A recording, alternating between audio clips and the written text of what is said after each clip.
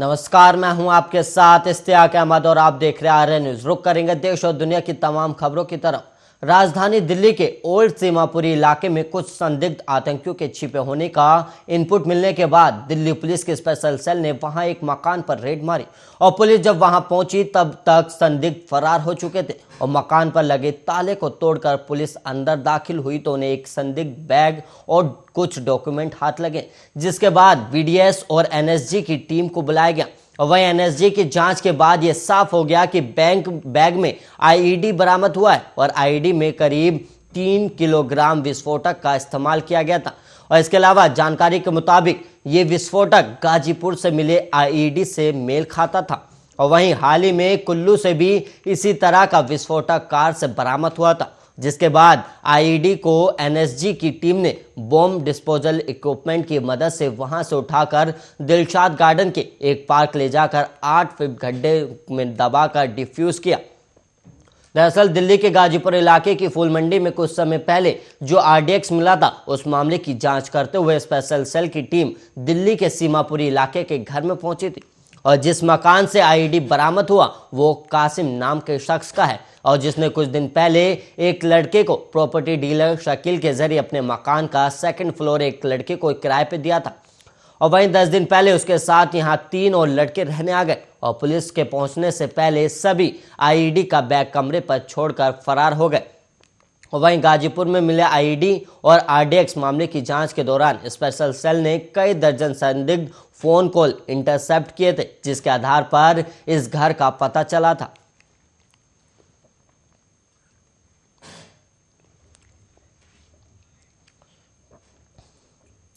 और वहीं पंजाब में विधानसभा चुनाव के लिए चल रहे प्रचार का शोर आज थम जाएगा और राज्य के 117 विधानसभा सीटों के लिए 20 फरवरी को वोटिंग होगी। और इससे पहले आम आदमी पार्टी के संयोजक और दिल्ली के मुख्यमंत्री अरविंद केजरीवाल ने एक निजी चैनल पर पीएम मोदी और कांग्रेस के पूर्व अध्यक्ष राहुल गांधी पर पलटवार करते हुए पूछा कि अगर मैं आतंकवादी हूं तो इन्होंने 10 साल में मुझे गिरफ्तार क्यों नहीं किया।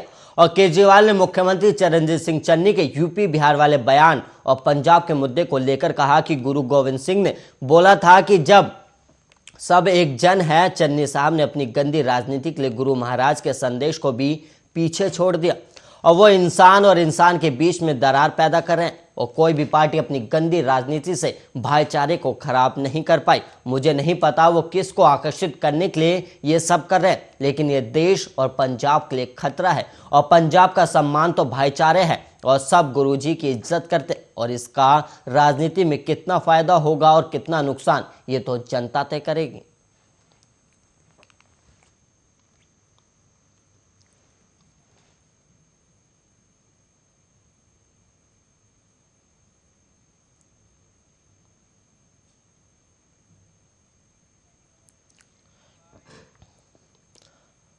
और वहीं श्रावस्ती में आज बीजेपी के मतदाता जागरूक कार्यक्रम का आयोजन किया गया, जिसके मुख्य अतिथि उत्तर प्रदेश के डिप्टी सीएम दिनेश शर्मा रहे। और वहीं भिनगा पुलिस लाइन में हेलीकॉप्टर से उतरने के बाद वो रैली स्थल पर पहुंचे और जहां पर बीजेपी कार्यकर्ताओं ने डिप्टी सीएम का जोरदार स्वागत भी किया। और वहीं डिप्टी सीएम ने अपने संबोधन में कहा कि हमने विकास के लिए बहुत सारे काम किए हैं, इसलिए श्रावस्ती में विकास की गंगा बहने के लिए हमने विधानसभा भिनगा के प्रत्याशी के रूप में पदम सेन चौधरी को उतारा, जो यूपी के बीजेपी के उपाध्यक्ष भी हैं। और डिप्टी सीएम ने श्रावस्ती में कृषि विज्ञान केंद्र खोलने के लिए योगी जी से कहा था और उसे योगी जी ने पूरा करने का आश्वासन भी दिया।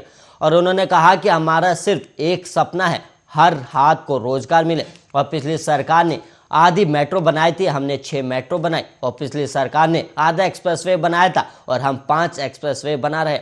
और वहीं डिप्टी सीएम ने आगे कहा कि मैं कहता हूं हिंदुस्तान को हिंदू मुसलमान में मत बांटो, लेकिन ये जिहादी मानसिकता के लोग हैं और वहीं कठोर शब्दों को बोलकर लोगों को अलग करना चाहते हैं।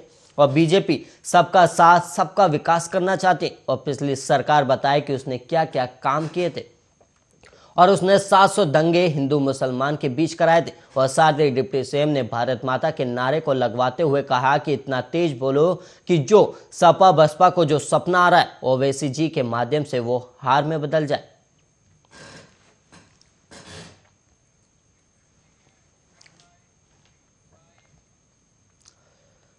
मलेशिया की एक महिला मंत्री इन दिनों पूरी दुनिया में सुर्खियां बटोर रही हैं और सुर्खियों में बने रहने के पीछे उनका कोई अच्छा काम नहीं, बल्कि उनके द्वारा महिला को लेकर दिया गया एक अजीबोगरीब बयान है और इस बयान की हर तरफ निंदा की जा रही है। वहीं आपको बता दें कि इस महिला मंत्री ने पतियों को सलाह देते हुए कहा था कि जिनकी पत्नियां जिद्दी हैं और अभद्र व्यवहार करती हैं, उन्हें ठीक और अनुशासित करने के लिए पति उनकी खूब पिटाई करे। और वही रिपोर्ट के मुताबिक मलेशिया में सिटी जेला मोहम्मद यूसुफ महिला, परिवार और सामुदायिक विकास की उप मंत्री है और वह पान मलेशिया इस्लामिक पार्टी की एक सांसद है और उनके वीडियो पिछले दिनों इंस्टाग्राम पर आया और इस वीडियो का नाम मदर टिप्स रखा गया। और इस वीडियो में उपमंत्री ने पहले पतियों को सलाह दी कि वो अपनी जिद्दी पत्नियों के साथ बात करके उन्हें अनुशासित करें। अगर उनकी पत्नियां फिर भी नहीं सुधरती हैं तो पति 3 दिनों तक उनके साथ ना सोए और अगर इसके बाद भी ना सुधरे तो पति को अपनी पत्नियों की पिटाई करनी चाहिए।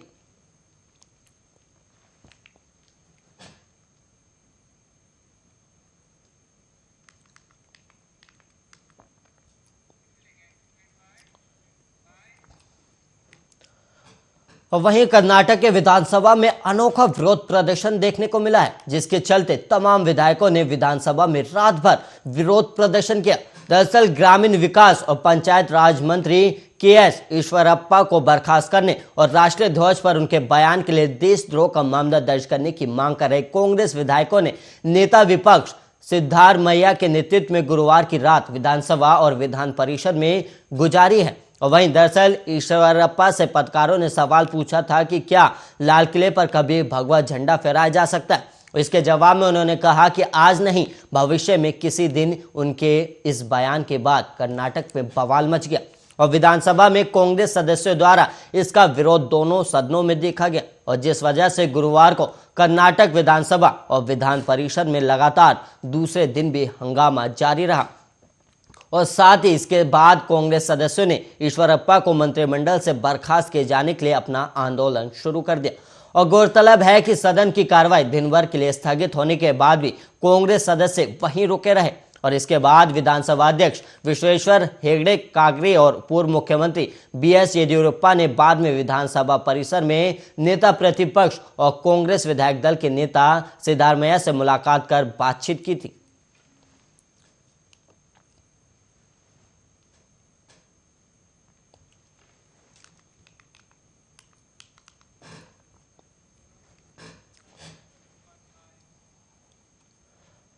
वहीं यूपी के इटावा जनपद में रथ लेकर निकले अखिलेश यादव के रथ में बड़ी तस्वीर देखने को मिली और रथ में चाचा शिवपाल और पिता मुलायम सिंह भी सवार हुए और 2016 के बाद पूरा परिवार एक बार फिर नजर आया। और इस ऐतिहासिक तस्वीर को लेकर शिवपाल के बेटे आदित्य यादव ने कहा कि इस ऐतिहासिक तस्वीर से समाजवादियों का नया सवेरा हुआ है, जिसके बाद 10 मार्च को अखिलेश यादव और पिता शिवपाल एक बार फिर से प्रदेश की कमान संभालने वाले हैं। और कल अखिलेश की 6 किलोमीटर लंबी यात्रा में हजारों का हुजूम देखने को मिला। बेटे अखिलेश यादव को चुनाव जीताने के लिए मुलायम सिंह पहली बार इटावा में रोड शो में शामिल हुए और वहीं अखिलेश ने कहा कि नेताजी भी साथ में हैं और चाचा जी के आने से मामला ठीक हो गया। और मुलायम और शिवपाल को देखने के लिए लोगों का हुजूम उमड़ पड़ा और करीब शाम 6 बजे अखिलेश यादव इटावा के लाइन सफारी पहुंचे, जहां से उनकी रथ यात्रा शहर के लिए निकली और बीच शहर में नेताजी मुलायम सिंह यादव और चाचा शिवपाल यादव रथ में सवार हुए और इस दौरान साथ में प्रसपा अध्यक्ष शिवपाल यादव भी मौजूद रहे और तीनों नेताओं ने बस के अंदर से हाथ हिलाकर जनता और कार्यकर्ताओं का अभिवादन किया।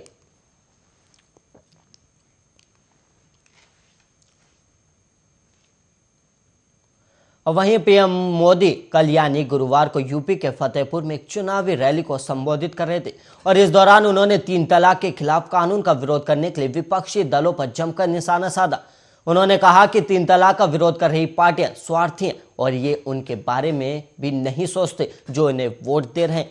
इन्होंने कांग्रेस पर वार करते हुए कहा कि कुछ नेताओं की सोच परिवार से शुरू होकर परिवार पर ही खत्म हो जाता है और उन्होंने आगे कहा कि जनता के हितों के बारे में सोचने के बजाय परिवार हित में सोचने वाली पार्टियां से यूपी जैसा बड़ा राज्य नहीं संभाला जाएगा और यही कारण है कि यूपी एक बार फिर कह रहा है कि आएंगे तो योगी ही। और पीएम ने पंजाब के मुख्यमंत्री चरणजीत सिंह चन्नी की यूपी दे भाई वाली टिप्पणी पर कांग्रेस को घेरते हुए कहा कि यूपी की जनता को ऐसी पार्टी से दूर रहने की जरूरत है। और यूपी के फतेहपुर में एक चुनावी रैली को संबोधित करते हुए पीएम मोदी ने यह भी कहा कि सरकार ने जब 3 तलाक के विरुद्ध कानून बनाया तो पूरा कुनबा उसके खिलाफ खड़ा हो गया। और मैं ये देखकर हैरान हूं कि ये लोग कितने स्वार्थी हैं कि जो लोग उनको वोट देकर सत्ता में लाते हैं ये उनका भी भला नहीं सोच पा रहे। और मुझे 3 तलाक के खिलाफ कानून बनाने पर आज हिंदुस्तान के हर कोने से मेरी मुस्लिम बहन बेटियां आशीर्वाद दे रही हैं, क्योंकि उनके जीवन की रक्षा का मैंने बहुत बड़ा काम किया है।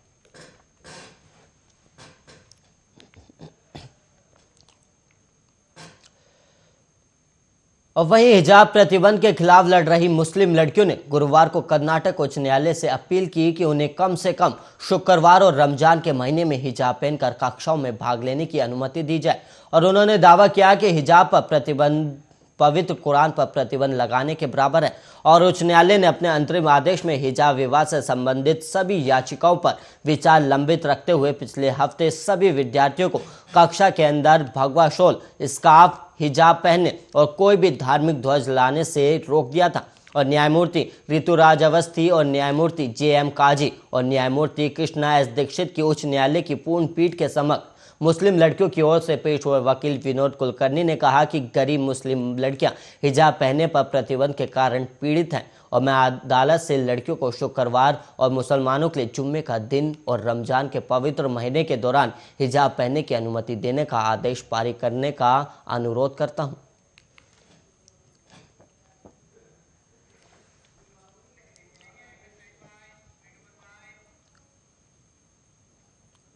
दिल्ली में गुरुवार को कोरोना वायरस संक्रमण के 739 नए मामले सामने आए और वहीं महामारी से 5 मरीजों की मौत हो गई। और स्वास्थ्य विभाग के आंकड़ों के अनुसार संक्रमण की दर 1.48% दर्ज की गई। और वहीं स्वास्थ्य मंत्रालय की ओर से जारी किए गए आंकड़ों के मुताबिक कुल संक्रमितों की संख्या बढ़कर 18,54,167 हो गई, जबकि मृतकों की तादाद बढ़कर 26,091 पर पहुंच गई।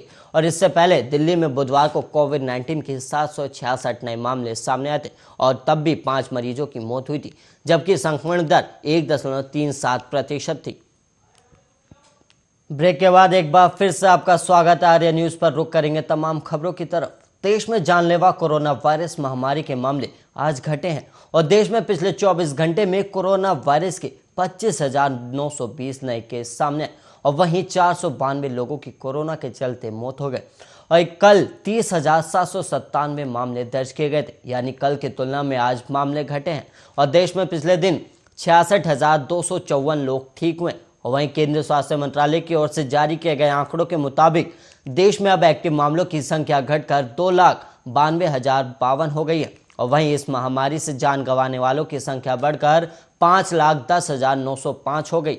और आंकड़ों के मुताबिक अभी तक 4,19,77,238 लोग संक्रमण मुक्त हो चुके हैं।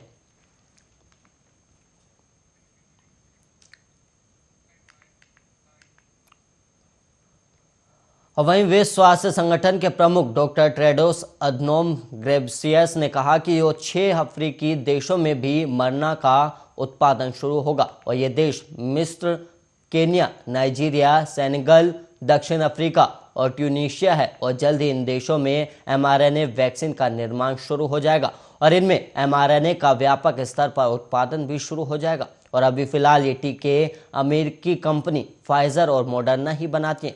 और वहीं मिली जानकारी के मुताबिक चीन भी ऐसे टीकों का उत्पादन कर रहा है। और WHO का मानना है कि विभिन्न देशों में इन टीकों का उत्पादन शुरू होने से बड़ी कंपनियों का इस पर से एकाधिकार खत्म होगा।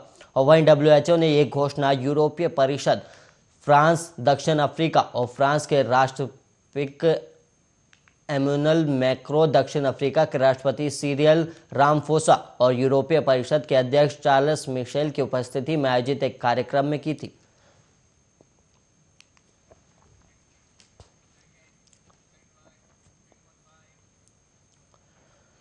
चुनावी दौर में प्रत्याशियों का रुतबा सिर चढ़कर बोलता है और लोगों में अपने चहीते प्रत्याशी को जिताने का उत्साह भी साफ नजर आता है। तो वहीं प्रतिद्वंदियों में मतभेद भी जग जाहिर हो जाता है। और इसी बीच एक और प्रत्याशी ने नामांकन भरा, जिसके बाद उनकी लोकप्रियता का नजारा सबके सामने था। आपको बता दें कि जेडीयू प्रत्याशी और पूर्व सांसद धनंजय सिंह ने 2 सेट में अपना नामांकन दाखिल कर दिया है, जिसके बाद सड़कों पर उनके सैकड़ों चाहने वालों की भीड़ भी देखने को मिली। आप भी देखिए इस रिपोर्ट में। सबके लिए समय है, उसी का नाम धनंजय है, उसी का नाम धनंजय है। सुना आपने, ये जज्बा है अपने चहीते प्रत्याशी के चुनावी रण में उतरने का। ये नारे हैं उस उम्मीद के जिसमें एक बेहतर नेता को जिताने का भाव है। खुशी है इस बात की कि जनता का हर सपना साकार होगा और ये सब कुछ हो रहा है जेडीयू के नेता धनंजय सिंह के लिए। दरअसल जौनपुर के मल्हनी सीट से जेडीयू प्रत्याशी पूर्व सांसद धनंजय सिंह ने 2 सेट में अपना नामांकन दाखिल कर दिया है। बस फिर क्या था, उनके चाहने वालों का जनसैलाब सड़कों पर उमड़ आया। तो वहीं कलेक्टरेट क्षेत्र में काफी गहमागहमी भी देखने को मिली। यूपी विधानसभा चुनाव 2022 के तहत 7वें और अंतिम चरण के मतदान के लिए वाराणसी समेत पूर्वांचल के जिलों में काफी चहल पहल है। बुधवार को जौनपुर के मल्हनी सीट से जेडीयू यानी जनता दल यूनाइटेड प्रत्याशी और पूर्व सांसद धनंजय सिंह ने 2 सेट में अपना नामांकन दाखिल किया। वहीं वाराणसी की सेवापुरी विधानसभा सीट से सपा सुभाषपा गठबंधन के उम्मीदवार पूर्व मंत्री सुरेंद्र सिंह पटेल समेत कई दिग्गजों ने भी अपना नामांकन पर्चा भरा है। और इस दौरान मीडिया से बातचीत में धनंजय सिंह ने अपने ऊपर लगे सभी आरोपों पर सफाई दी है और कहा कि मैं इनामी और फरार नहीं हूं। मुझ पर इनाम का मामला कोर्ट ने समाप्त कर दिया है और केस की एसटीएफ जांच कर रही है। मुझ पर जो धाराएं हैं वो जमानती है। तो वहीं पर्चा भरते ही उन्होंने विपक्षी सरकार पर कटाक्ष करना भी शुरू कर दिया। आपको बता दें कि उन्होंने अखिलेश यादव पर पलटवार किया और कहा कि फरार और इनामी की बात या अखिलेश के ट्वीट पूरी तरह से गलत है। और वहीं बिहार के अल्पसंख्यक विभाग के मंत्री जमा खान ने कहा कि धनंजय सिंह के संबंध मुख्यमंत्री नीतीश कुमार से आज भी हैं और वो प्रचार करने खुद आ सकते हैं। और उन्होंने ये भी कहा कि देश में नीतीश कुमार जैसा कोई नेता नहीं है, लोग उनसे प्रेरणा लेते हैं। और आपकी जानकारी के लिए बता दें कि जौनपुर जिले की मल्हनी विधानसभा सीट पर लड़ाई रोचक हो गई है। पूर्व सांसद धनंजय सिंह ने जनता दल यूनाइटेड के टिकट पर भारी हुजूम के साथ कलेक्टरेट पहुंचकर नामांकन किया। सबके लिए समय है, उसी का नाम धनंजय है, उसी का नाम धनंजय है। तो वहीं अजीत सिंह हत्याकांड में नाम आने के बाद फरार चल रहे धनंजय सिंह ने नामांकन करके सबको चौंका दिया। इस दौरान सिटी मजिस्ट्रेट के न्यायालय में पूर्व सांसद धनंजय सिंह के नामांकन के दौरान बिहार के कैबिनेट मंत्री जमा खान, उत्तर प्रदेश के जनता दल यूनाइटेड के अध्यक्ष अनूप पटेल, धनंजय सिंह की पत्नी और जिला पंचायत अध्यक्ष श्रीकला सिंह, एमएलसी ब्रिजेश सिंह प्रिंसू भी मौजूद रहे। और साथ ही मल्हनी विधानसभा से जनता दल यूनाइटेड के प्रत्याशी पूर्व सांसद बाहुबली धनंजय सिंह द्वारा नामांकन के साथ दिए गए एफिडेविट में स्पष्ट किया गया है कि वो करोड़ों के मालिक हैं, तो उनकी पत्नी भी करोड़ों की मालकिन है। धनंजय सिंह के पास 5 करोड़ 31 लाख की अचल संपत्ति है। वहीं उनकी पत्नी श्रीकला सिंह के पास 7 करोड़ 80 लाख रुपए की अचल संपत्ति है। और इतना ही नहीं, बल्कि धनंजय सिंह के 4 बैंक खातों में जहां 1 करोड़ 11 हजार जमा है, वहीं उनकी पत्नी श्रीकला रेड्डी के 3 बैंक खातों में कुल 3 करोड़ 87 लाख 16 हजार रुपए जमा है। धनंजय सिंह के पास नकदी 8 लाख 25 हजार, तो वहीं उनकी पत्नी के पास 2 लाख नकदी है। और धनंजय सिंह के पास 68 लाख 66 हजार के जेवरात है, तो वहीं उनकी पत्नी 1 करोड़ 74 लाख के जेवरात की मालकिन है। तो वहीं संपत्ति और जमीन से जुड़ी तमाम जानकारी भी धनंजय सिंह ने पर्चा भरने के साथ अधिकारियों को दी। तो वहीं रोमांचक हुई इस चुनावी घमासान में जीत का ताज किसके सर पर सजेगा, ये तो 10 मार्च को ही सबके सामने होगा। Bureau report, Arya news. सबके लिए समय है, उसी का नाम धनंजय है, उसी का। इसी के साथ इस बुलेटिन में इतना ही। देश और दुनिया की तमाम खबरों के लिए आप बने रहिए आर्या न्यूज के साथ।